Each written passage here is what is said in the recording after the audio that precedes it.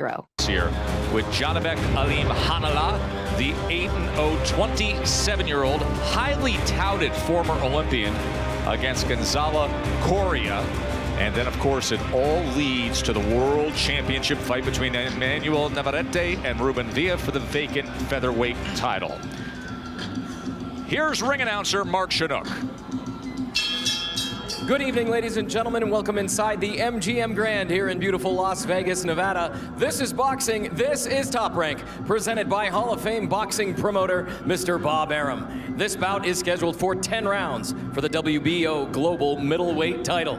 Judges at ringside, Lisa Giampa, John Mackey, and Dave Moretti. The man in charge at the sound of the bell, Celestino Ruiz. Fighting out of the blue corner, he weighed in at 158.6 pounds, wearing blue trunks with black trim.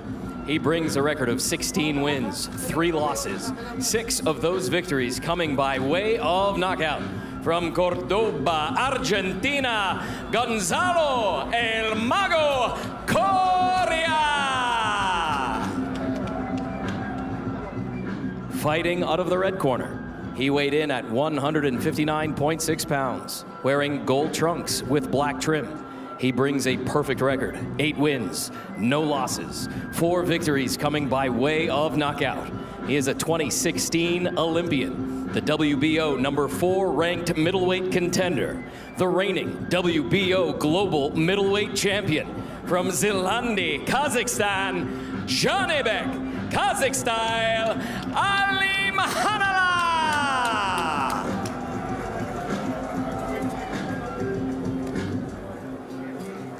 Gentlemen, I gave you guys your instruction in the dressing room. I expect a clean, fair fight, start to finish, and protect yourself at all times. Te di las instrucciones en el camerino, que en una pelea libre y protéjase siempre. Let's do this. Good luck.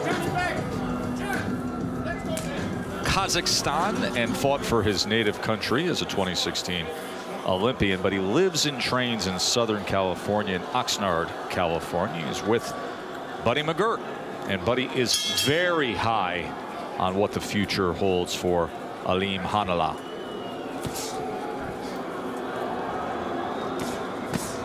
Goes right to the body with a left hand against Coria. Stop! Stop! Now, for some reason, it looked like Coria is a little dry to me. His back, and really not a lot of sweating, like he hasn't warmed up. He threw a left hand to begin with and caught Alimkhanuly coming in.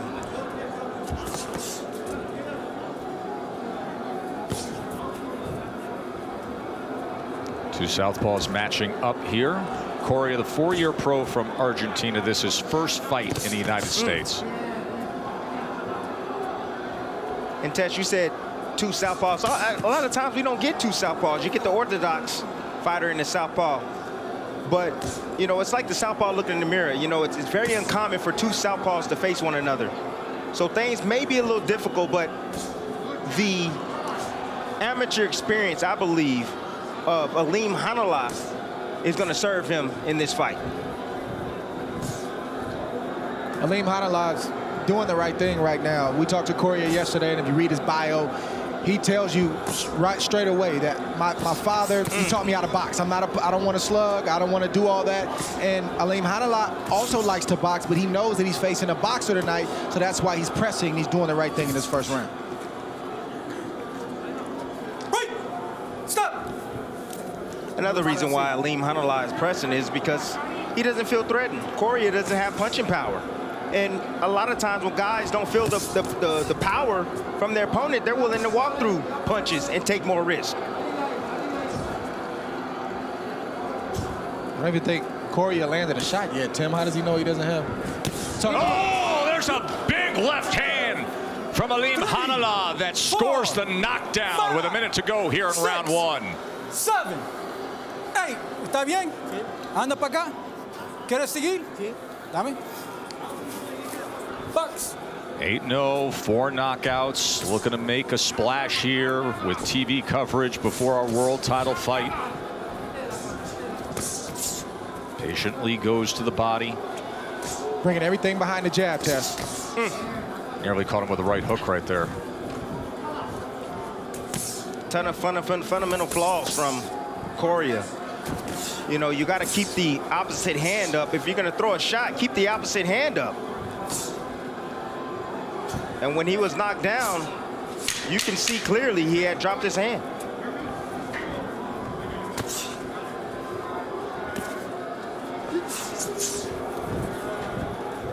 Big first round for Janibek Alimkhanuly.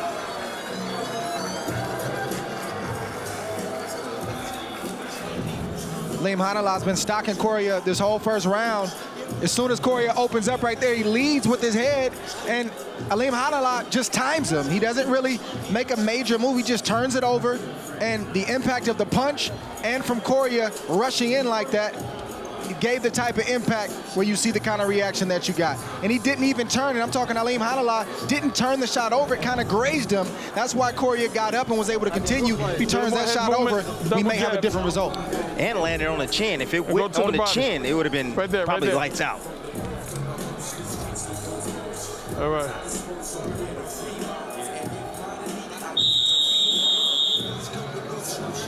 Seconds out.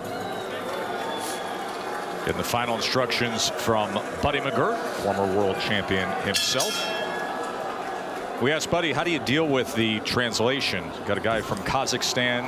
He said, listen, he gives me the look, he knows, and if there's trouble, I look to his brother. He said he understands boxing terms. That's a whole language. Yeah, universal language of boxing. See Coria trying to get going. He didn't get a chance to even think, much less land a punch in that first round.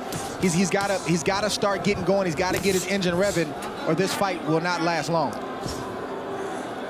See, the interesting thing is that Coria is landing the straight left hand. There's no pop on it, but he's still able to land it because Alimkhanuly, he's used to right hands coming his way, so he moves his head over to the left. He's not used to fighting southpaws. There's a home for that left hand again. Told you, tremendous amateur career, was a 2016 Olympian, made it to the quarters. Lost to the eventual bronze medalist, had 300 wins in his amateur career, was a 9-time Kazakh national champ, 2-time Asian Games champ. And 4 years a pro. Was coming off a long layoff, hadn't fought since November 9th of 2019. First round back, scores a knockdown. Let's check in with Bernardo Osuna. Juan Carlos Del Greco, who has been training Coria for the last 4 years, told me, look, he wasn't hurt. It was a good shot, but he's not hurt. I want him to move his head, move his waist, and more importantly, move towards the right hand of Janibek. Stay away from the left. And he's circling to his left right now. And he's having some success. He's landed a few straight left hands, and you slowly are starting to see Coria wake up. You know, sometimes a fighter just comes out slow in that first round, and they got the deer in the headlights type of looks where they're only allowing their opponent to dictate. And that knockdown, I think, woke Coria up just a little bit. Well, interesting to say, you know, listen, making his U.S. debut, comes out slow start. You mentioned he looked dry to you, Tim, and then he's hitting the floor in the first round. Yeah, sometimes you gotta take your time. You know, ooh, my goodness, those some good shots right there. You know, Janibek, he is fantastic in transition. What I mean from transition, what I mean about that is from offense to defense and back to offense. When things are coming towards him, he finds a way to land his offense. Wow.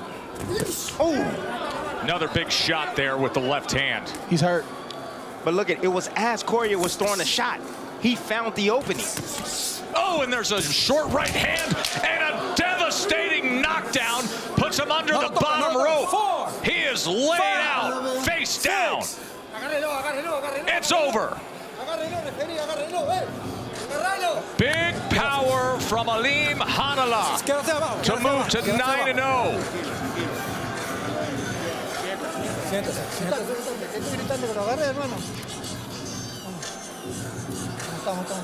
He heard him moments before the devastating knockout punch.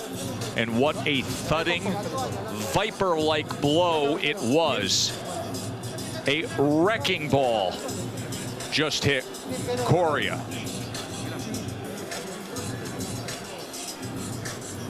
2 rounds, and he landed over 50% of his power punches. The last, the most devastating. Already ranked in the top 10 of 2 of the organizations at 160 pounds.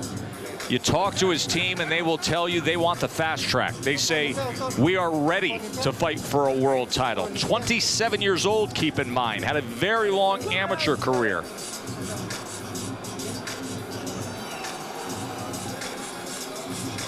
See the Hall of Famer Buddy McGirt undoing the wraps. And you know, he hasn't exactly been facing limited competition. His 8 previous opponents have a combined record of 160, 42, and 6. Aleem Hanallah, part of Egis Klimas's stable. Of course, the same stable that has the 3-division world champion Vasily Lomachenko, Alexander Vozdik, and Kaviaskis.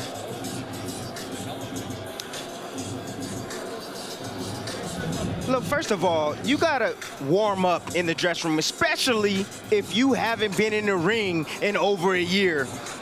And Aleem Hanallah set up his offense, punching in between. Like I said, he's great in transition. He's able to find offense in between the eye of the storm. As you can see, Coria throwing punches, he's throwing shots and he's throwing them back, but just the seam precision and the concentration that Aleem Hanallah has is fantastic. Fantastic boxing ability. I believe he could be ready. I like what I saw tonight from him. Right, I'm not gonna say he's ready. I think he still needs more polish. You know, the middleweight division is stacked right now, and I'm not sure which one of those guys will even fight Aleem Hanallah. But you know, he did what I said in the first, what he should have did in the first round. He landed a shot that was kind of grazing, and Coria got up. That time he turned the left hand over. Coria just started slow. He tried to wake up. He landed a few left hands, but even in that corner, to the young fighters out there, you never exchange in a corner with your back to the ropes with your chin in the air, because that can happen. And then you look at the CompuBox numbers and you realize when you get an accurate power puncher, you get early evenings like this. In that first round, he threw 16 power punches, landed 7, but then 13 of 23 in that second round when he finished it off, landing 51% of his power punches for the second round knockout. Let's make it official. Here's Mark Chinook. Ladies and gentlemen, here inside the MGM Grand, this bout comes to a conclusion at 2 minutes, 59 seconds of round number 2. For your winner by knockout, Janibek, Kazakh style, Aleem Hanallah. So the native of Kazakhstan, who lives and trains in Southern California with Buddy McGirt. He's got all the connections in the world, too, with that stable that Egis Klimas has. That has gone on to great success. Let's look once again as to how he finished it. And guys, this left hand, now the short right hand sets it up, but this left hand, and watch how Coria doesn't brace himself when he goes down here. Just off balance, just swinging, almost like survival mode right there from Coria. You know, just throwing offense because he wanted to get Aleem Hanallah off of him and set himself up for failure. Got hit with a big left hand. Oh my goodness, you see his eyes roll back in his head. That's exactly what I wanted to point out. Watch on impact the eyes, and watch how it's the head that leads first. He doesn't brace for the impact of hitting the canvas. But Aleem Hanallah, look how he turned that shot over right there. That's the kind of shot, that's the type of reaction you're gonna get when you land a shot like that. Watch him right here. Gets in there, they have an exchange, and he just takes a half step back. He stayed under his feet, and he put everything behind that overhand left, and you know, outwent Coria. Yeah, good performance from Aleem Hanallah. See, Coria never saw that punch coming. You know, he was bracing himself. He put his hands directly in front of his eyes, blurred his vision, and was caught on the side. Well, you know, we talk about it. There's a difference between throwing punches to be assertive and throwing punches to keep a guy off of you. That's what he was doing right there. Yeah. And Aleem Hanallah has 300 amateur fights. He knows what's happening every second in the course of a fight. He knows that Coria was in survival mode, so he did what he was supposed to do. I just want to see a little bit more of Aleem Hanallah. Honestly, I mean, he has, what, a couple of years in or whatnot, but I want to see him fight more often. He only